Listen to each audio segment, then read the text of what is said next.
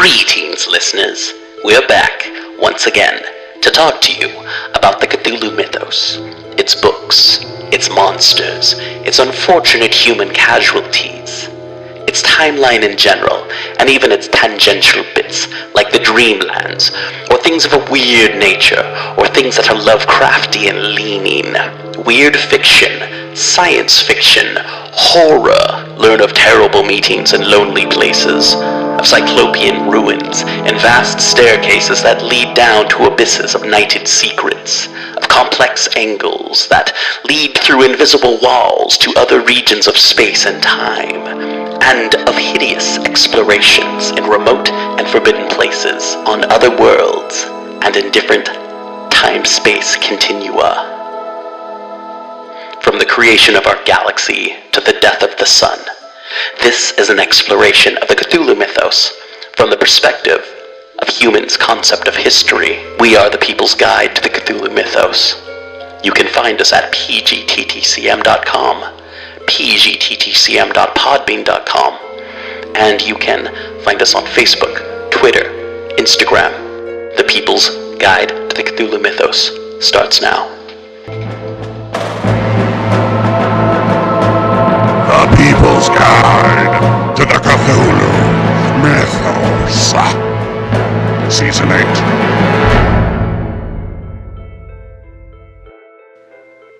The Picture of Dorian Gray is a Gothic and philosophical novel by Oscar Wilde, first published complete in the July 1890 issue of Lippincott's monthly magazine. Later, it was turned into a published book form that was not censored in 1891. Enjoy The Picture of Dorian Gray by Oscar Wilde. This episode is brought to you by FoundAdamClothing.com and BunnySlippers.com. Subscribe to PGTTCM with DB Spitzer and Seraphy wherever you subscribe to podcasts. We use Podbean and Apple Podcasts around these parts. Check out our new website over at www.pgttcm.com.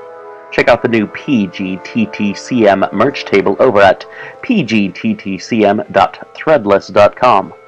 Follow on Twitter, Facebook, Instagram, and PGTTCM. And YouTube at People's Guide to the Cthulhu Mythos.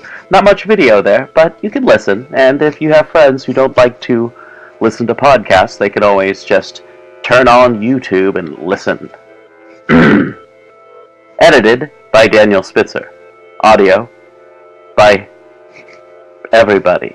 Music by Kevin MacLeod featuring The Chamber and Oppressive Gloom. Chapter 14 of The Picture of Dorian Gray by Oscar Wilde. At 9 o'clock the next morning, his servant came in with a cup of chocolate on a tray and opened the shutters. Dorian was sleeping quite peacefully, lying on his right side with one hand underneath his cheek. He looked like a boy who had been tired out with play or study. The man had to touch him twice on the shoulder before he woke, and as he opened his eyes, a faint smile passed across his lips, as though he had been lost in some delightful dream. Yet he had not dreamed at all. His night had been untroubled by any images of pleasure or of pain. But youth smiles without any reason. It is one of its chiefest charms. He turned round and, leaning upon his elbow, began to sip his chocolate. The mellow November sun came streaming into the room. The sky was bright, and there was a genial warmth in the air. It was almost like a morning in May. Gradually, the events of the preceding night crept with silent blood-stained feet into his brain, and reconstructed themselves there with terrible distinctness. He winced at the memory of all that he had suffered, and for a moment the same curious feeling of loathing for Basil Hallward that had made him kill him as he sat in the chair came back to him, and he grew cold with passion. The dead man was still sitting there, too, and in the sunlight now. How horrible that was! Such hideous things were for the darkness, not for the day. He felt that if he brooded on what he had gone through, he would sicken or grow mad. There were sins whose fascination was more in the memory than in the doing of them, strange triumphs that gratified the pride more than the passions, and gave to the intellect a quickened sense of joy greater than any joy they brought or could ever bring to the senses. But this was not one of them. It was a thing to be driven out of the mind, to be drugged with poppies, to be strangled lest it might strangle one itself. When the half-hour struck, he passed his hand across his forehead, and then got up hastily and dressed himself with even more than his usual care, giving a good deal of attention to the choice of his necktie and scarf-pin, and changing his rings more than once. He spent a long time also over breakfast, tasting the various dishes, talking to his valet about some new liveries that he was thinking of getting made for the servants at Selby, and going through his correspondence. At some of the letters he smiled. 3 of them bored him. One he read several times over, and then tore up with a slight look of annoyance in his face.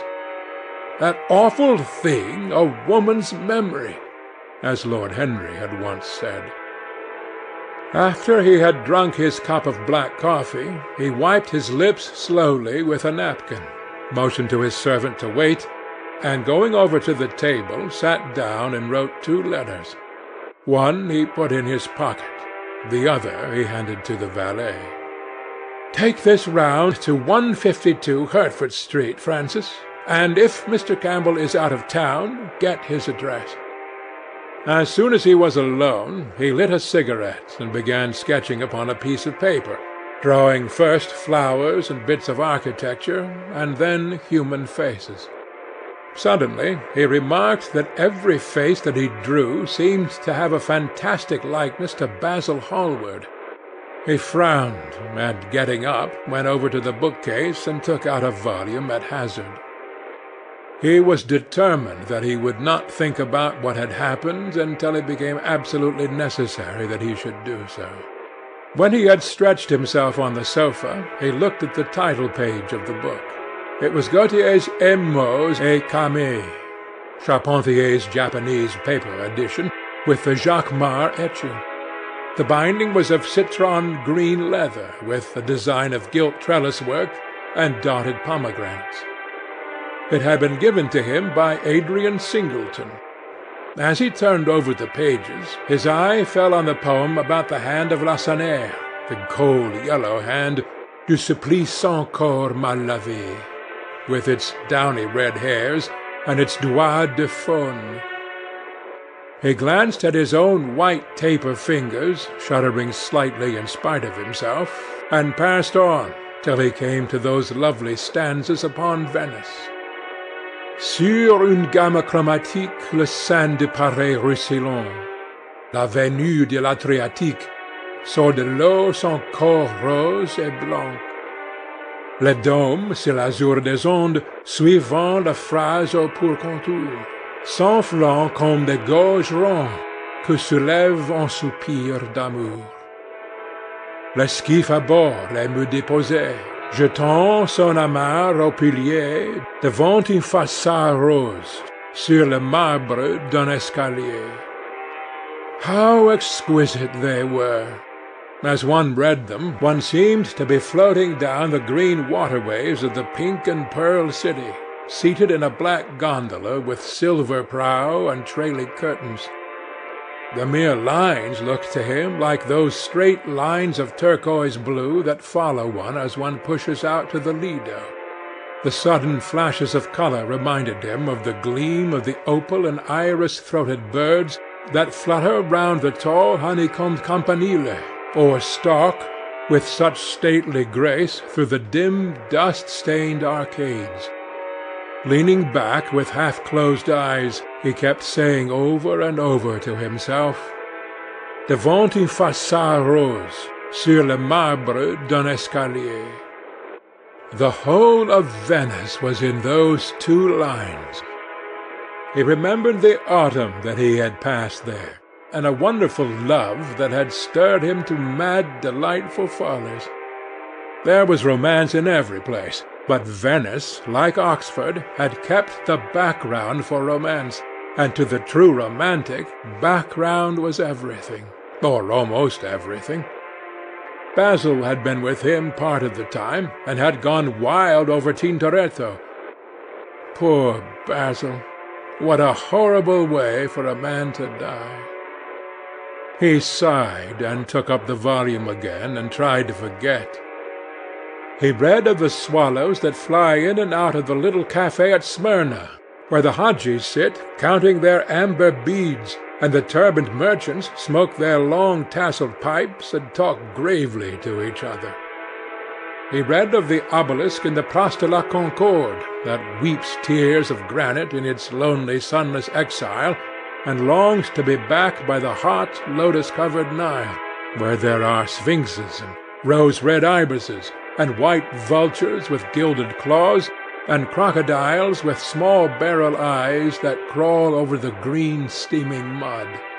He began to brood over those verses which, drawing music from kiss-stained marble, tell of that curious statue that Gautier compares to a contralto voice, the monstre charmant that couches in the porphyry room of the Louvre. But after a time the book fell from his hand. He grew nervous, and a horrible fit of terror came over him. What if Alan Campbell should be out of England? Days would elapse before he could come back. Perhaps he might refuse to come. What could he do then? Every moment was of vital importance. They had been great friends once, 5 years before, almost inseparable indeed. Then the intimacy had come suddenly to an end. When they met in society now, it was only Dorian Gray who smiled. Alan Campbell never did. He was an extremely clever young man, though he had no real appreciation of the visible arts, and whatever little sense of beauty of poetry he possessed he had gained entirely from Dorian. His dominant intellectual passion was for science. At Cambridge he had spent a great deal of his time working in the laboratory, and had taken a good class in the natural science tripos of his year. Indeed, he was still devoted to the study of chemistry, and had a laboratory of his own, in which he used to shut himself up all day long, greatly to the annoyance of his mother, who had set her heart on his standing for Parliament, and had a vague idea that a chemist was a person who made up prescriptions. He was an excellent musician, however, as well, and played both the violin and the piano better than most amateurs. In fact, it was music that had first brought him and Dorian Gray together. Music and that indefinable attraction that Dorian seemed to be able to exercise whenever he wished, and, indeed, exercised often without being conscious of it. They had met at Lady Berkshire's the night that Rubinstein played there, and after that used to be seen together at the opera, and wherever good music was going on. For 18 months their intimacy lasted. Campbell was always either at Selby Royal or in Grosvenor Square. To him, as to many others, Dorian Gray was the type of everything that is wonderful and fascinating in life. Whether or not a quarrel had taken place between them, no one ever knew. But suddenly people remarked that they scarcely spoke when they met, and that Campbell seemed always to go away early from any party at which Dorian Gray was present. He had changed, too, was strangely melancholy at times, appeared almost to dislike hearing music, and would never himself play, giving as his excuse, when he was called upon, that he was so absorbed in science that he had no time left in which to practice. And this was certainly true. Every day he seemed to become more interested in biology, and his name appeared once or twice in some of the scientific reviews in connection with certain curious experiments. This was the man Dorian Gray was waiting for. Every second he kept glancing at the clock. As the minutes went by, he became horribly agitated. At last he got up and began to pace up and down the room, looking like a beautiful caged thing. He took long, stealthy strides. His hands were curiously cold. The suspense became unbearable. Time seemed to him to be crawling with feet of lead, while he, by monstrous winds, was being swept towards the jagged edge of some black cleft of precipice.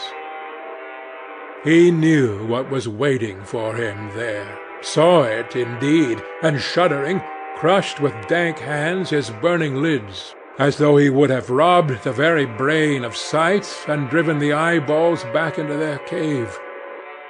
It was useless.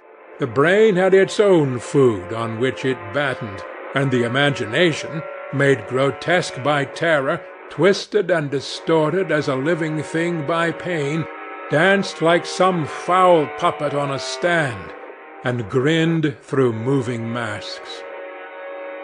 Then, suddenly, time stopped for him. Yes, that blind, slow-breathing thing crawled no more, and horrible thoughts, time being dead, raced nimbly on in front, and dragged a hideous future from its grave and showed it to him. He stared at it. Its very horror made him stone. At last the door opened, and his servant entered. He turned glazed eyes upon him. "Mr. Campbell, sir," said the man.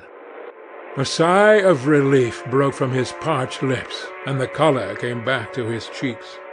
"Ask him to come in at once, Francis." He felt that he was himself again. His mood of cowardice had passed away. The man bowed and retired.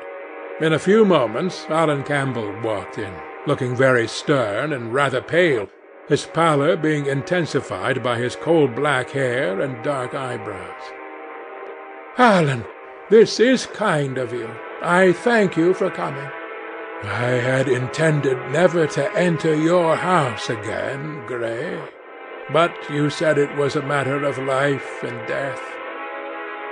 His voice was hard and cold. He spoke with slow deliberation. There was a look of contempt in the steady, searching gaze that he turned on Dorian.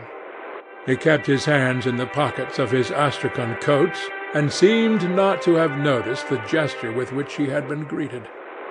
"Yes, it is a matter of life and death, Alan, and to more than one person. Sit down." Campbell took a chair by the table, and Dorian sat opposite to him. The two men's eyes met. In Dorian's there was infinite pity. He knew that what he was going to do was dreadful. After a strained moment of silence, he leaned across and said, very quietly, but watching the effect of each word upon the face of him he had sent for, "Alan, in a locked room at the top of this house, a room to which nobody but myself has access, a dead man is seated at a table. He has been dead 10 hours now. Don't stir, and don't look at me like that. Who the man is, why he died, how he died, are matters that do not concern you. What you have to do is this. Stop, Gray. I don't want to know anything further. Whether what you have told me is true or not true doesn't concern me. I entirely decline to be mixed up in your life. Keep your horrible secrets to yourself. They don't interest me any more." "Alan, they will have to interest you. This one will have to interest you. I am awfully sorry for you, Alan, but I can't help myself. You are the one man who is able to save me. I am forced to bring you into the matter. I have no option. Alan, you are scientific. You know about chemistry and things of that kind. You have made experiments. What you have got to do is to destroy the thing that is upstairs, to destroy it so that not a vestige of it will be left. Nobody saw this person come into the house. Indeed, at the present moment he is supposed to be in Paris. He will not be missed for months. When he is missed, there must be no trace of him found here. You, Alan, you must change him, and everything that belongs to him, into a handful of ashes, that I may scatter into the air. You are mad, Dorian. I was waiting for you to call me Dorian. You are mad, I tell you. Mad to imagine that I would raise a finger to help you. Mad to make this monstrous confession. I will have nothing to do with this matter, whatever it is. Do you think I am going to peril my reputation for you? What is it to me what devil's work you are up to? It was suicide, Alan. I am glad of that. But who drove him to it? You, I should fancy. Do you still refuse to do this for me? Of course I refuse. I will have absolutely nothing to do with it. I don't care what shame comes on you. You deserve it all.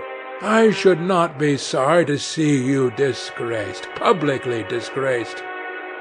How dare you ask me, of all men in the world, to mix myself up in this horror? I should have thought you knew more about people's characters. Your friend, Lord Henry Wotton, can't have taught you much about psychology, whatever else he has taught you. Nothing will induce me to stir a step to help you. You have come to the wrong man. Go to some of your friends. Don't come to me. Alan, it was murder. I killed him. You don't know what he had made me suffer. Whatever my life is, he had more to do with the making or the marring of it than poor Harry has had. He may not have intended it, but the result was the same. Murder. Murder. Good God, Dorian, is that what you have come to? I shall not inform upon you. It is not my business. Besides, without my stirring in the matter, you are certain to be arrested. Nobody ever commits a crime without doing something stupid. But I will have nothing to do with it. You must have something to do with it. Wait a moment. Listen to me. Only listen, Alan. All I ask of you is to perform a certain scientific experiment. You go to hospitals and dead houses, and the horrors that you do there don't affect you. If in some hideous dissecting room or fetid laboratory you found this man lying on a leaden table with red gutters scooped out in it for the blood to flow through, you would simply look upon him as an admirable subject. You would not turn a hair. You would not believe that you were doing anything wrong. On the contrary, you would probably feel that you were benefiting the human race, or increasing the sum of knowledge in the world, or gratifying intellectual curiosity, or something of that kind. What I want you to do is merely what you have often done before. Indeed, to destroy a body must be far less horrible than what you are accustomed to work at. And remember, it is the only piece of evidence against me. If it is discovered, I am lost, and it is sure to be discovered, unless you help me. I have no desire to help you. I am simply indifferent to the whole thing. It has nothing to do with me. Alan, I entreat you. Think of the position I am in. Just before you came, I almost fainted with terror. You may know terror yourself some day. No, don't think of that. Look at the matter purely from the scientific point of view. You don't inquire where the dead things on which you experiment come from. Don't inquire now. I have told you too much as it is. But I beg of you to do this. We were friends once, Alan. Don't speak about those days, Dorian. They are dead. The dead linger sometimes. The man upstairs will not go away. He is sitting at the table with bowed head and outstretched arms. Alan, Alan, if you don't come to my assistance, I am ruined. Why, they will hang me, Alan. Don't you understand? They will hang me for what I have done.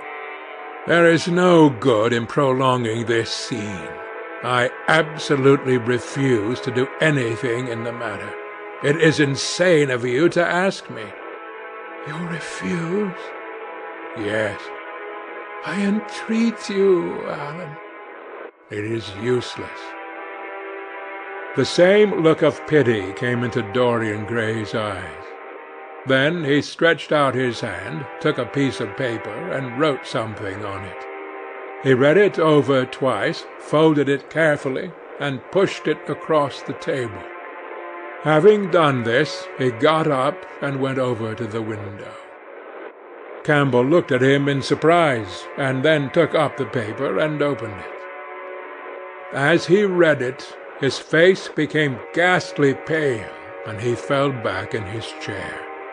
A horrible sense of sickness came over him. He felt as if his heart was beating itself to death in some empty hollow. After 2 or 3 minutes of terrible silence, Dorian turned round and came and stood behind him, putting his hand upon his shoulder. "I am so sorry for you, Alan," he murmured. "But you leave me no alternative. I have a letter written already. Here it is. You see the address. If you don't help me, I must send it. If you don't help me, I will send it. You know what the result will be. But you are going to help me. It is impossible for you to refuse now. I tried to spare you. You will do me the justice to admit that. You were stern, harsh, offensive. You treated me as no man has ever dared to treat me. No living man, at any rate. I bore it all. Now it is for me to dictate terms." Campbell buried his face in his hands, and a shudder passed through him. "Yes, it is my turn to dictate terms, Alan. You know what they are. The thing is quite simple. Come, don't work yourself into this fever. The thing has to be done. Face it and do it." A groan broke from Campbell's lips, and he shivered all over. The ticking of the clock on the mantelpiece seemed to him to be dividing time into separate atoms of agony, each of which was too terrible to be borne. He felt as if an iron ring was being slowly tightened round his forehead, as if the disgrace with which he was threatened had already come upon him. The hand upon his shoulder weighed like a hand of lead. It was intolerable. It seemed to crush him.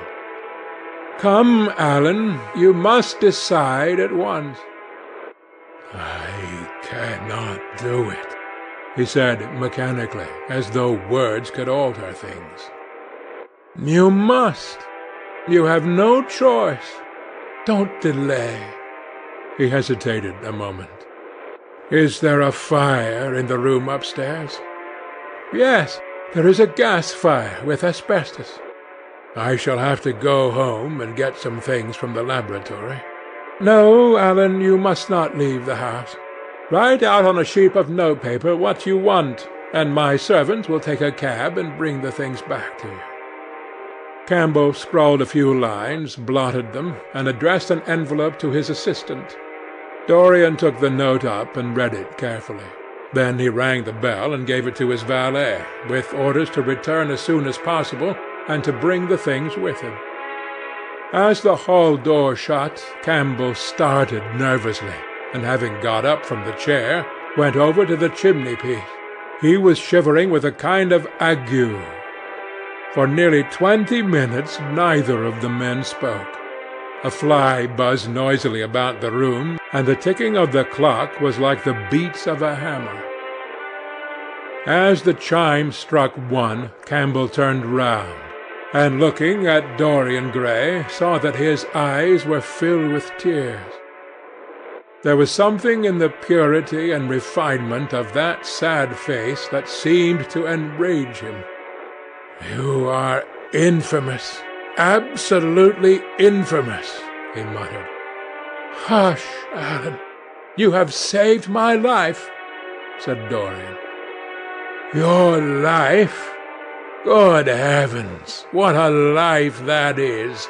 You have gone from corruption to corruption, and now you have culminated in crime.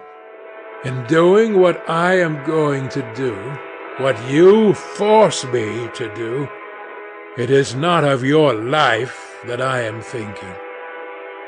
"Ah, Alan," murmured Dorian with a sigh, "I wish you had 1,000th part of the pity for me that I have for you." He turned away as he spoke, and stood looking out at the garden. Campbell made no answer. After about 10 minutes a knock came to the door, and the servant entered, carrying a large mahogany chest of chemicals, with a long coil of steel and platinum wire and 2 rather curiously shaped iron clamps. "Shall I leave the things here, sir?" he asked Campbell. "Yes," said Dorian. "And I am afraid, Francis, that I have another errand for you. What is the name of the man at Richmond who supplies Selby with orchids?" "Harden, sir." "Yes, Harden. You must go down to Richmond at once, see Harden personally, and tell him to send twice as many orchids as I ordered, and to have as few white ones as possible. In fact, I don't want any white ones. It is a lovely day, Francis, and Richmond is a very pretty place. Otherwise I wouldn't bother you about it." "No trouble, sir. At what time shall I be back?" Dorian looked at Campbell. How long will your experiment take, Alan?" he said in a calm, indifferent voice. The presence of a third person in the room seemed to give him extraordinary courage. Campbell frowned and bit his lip. "It will take about 5 hours," he answered. "It will be time enough then if you are back at 7:30, Francis. Or stay, just leave my things out for dressing. You can have the evening to yourself. I am not dining at home, so I shall not want you." "Thank you, sir," said the man, leaving the room. "Now, Alan, there is not a moment to be lost.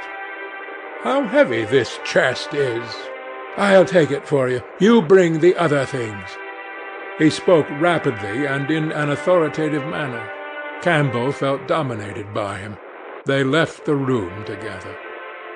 When they reached the top landing, Dorian took out the key and turned it in the lock. Then he stopped, and a troubled look came into his eyes. He shuddered. "I don't think I can go in, Alan," he murmured. "It is nothing to me. I don't require you," said Campbell coldly. Dorian half opened the door. As he did so, he saw the face of his portrait leering in the sunlight. On the floor in front of it the torn curtain was lying. He remembered that the night before he had forgotten, for the first time in his life, to hide the fatal canvas, and was about to rush forward when he drew back with a shudder. What was that loathsome red dew that gleamed, wet and glistening, on one of the hands, as though the canvas had sweated blood? How horrible it was! More horrible it seemed to him for the moment than the silent thing that he knew was stretched across the table, the thing whose grotesque misshapen shadow on the spotted carpet showed him that it had not stirred, but was still there as he had left it. He heaved a deep breath, opened the door a little wider, and with half-closed eyes and averted head walked quickly in, determined that he would not look even once upon the dead man. Then, stooping down and taking up the gold and purple hanging, he flung it right over the picture. There he stopped, feeling afraid to turn round, and his eyes fixed themselves on the intricacies of the pattern before him.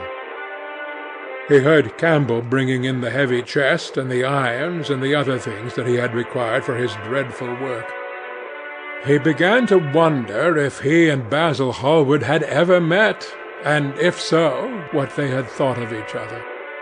"Leave me now," said a stern voice behind him. He turned and hurried out, just conscious that the dead man had been thrust back into the chair, and that Campbell was gazing into a glistening yellow face. As he was going downstairs, he heard the key being turned in the lock. It was long after 7 when Campbell came back into the library. He was pale, but absolutely calm. "I have done what you asked me to do," he muttered. "And now, good-bye. Let us never see each other again." "You have saved me from ruin, Alan. I cannot forget that," said Dorian simply. As soon as Campbell had left, he went upstairs. There was a horrible smell of nitric acid in the room, but the thing that had been sitting at the table was gone. End of chapter 14.